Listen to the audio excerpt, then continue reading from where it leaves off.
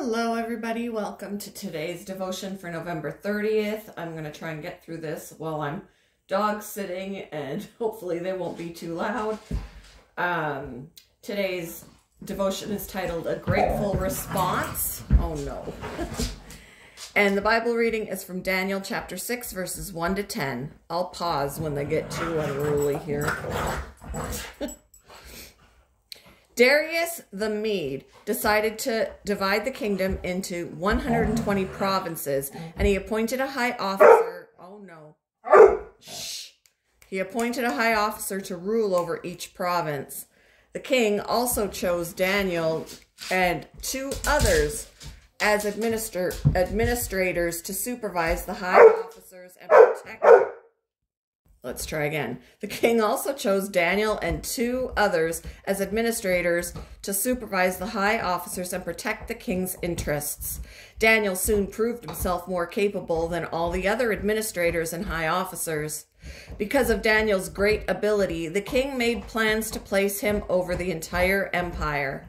Then the other administrators and high officers began searching for some fault in the way Daniel was handling government affairs, but they couldn't find anything to criticize or condemn.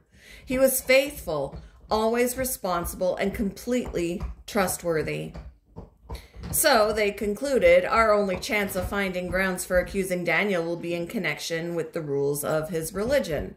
So the administrators and high officers went to the king and said, "Long live King Darius! We are all in agreement. We administrators, officials, high officers, advisors, and governors, that the king should make a law that will be strictly enforced. Give orders that for the next 30 days any person who prays to anyone, divine or human, except to you, your majesty, will be will be thrown into the den of lions. And now, your majesty, issue and sign this law so it cannot be changed, an official law of the Medes and Persians that cannot be revoked." So King Darius signed the law. But when Daniel learned that the law had been signed, he went home and knelt down as usual in his upstairs room, with his windows open toward Jerusalem. He prayed 3 times a day, just as he had always done, giving thanks to his God. Raw fish and rainwater. An Australian sailor named Timothy survived on only those provisions for 3 months.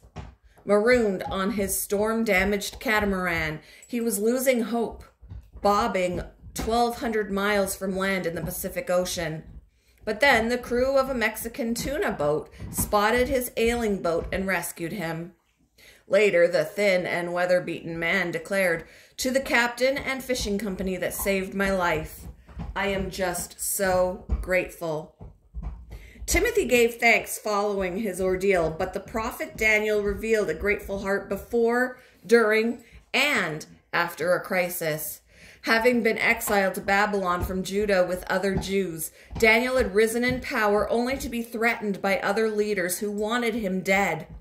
His foes got the king of Babylon to sign a decree stating that anyone who prayed to any god would be thrown into the lion's den. What would Daniel, a man who loved and served the one true God, do? He got down on his knees and prayed, giving thanks to God, just as he had done before. He gave thanks, and his grateful heart was rewarded as God spared his life and brought him honor. As the Apostle Paul wrote, "May God help us give thanks in all circumstances, whether we're facing a crisis or have just come through one. A grateful response honors him and helps keep our faith afloat." Why is it vital to regularly thank God? And how can you grow a more grateful heart? Thank you for joining me for today's devotion, and I hope you all have a wonderful day.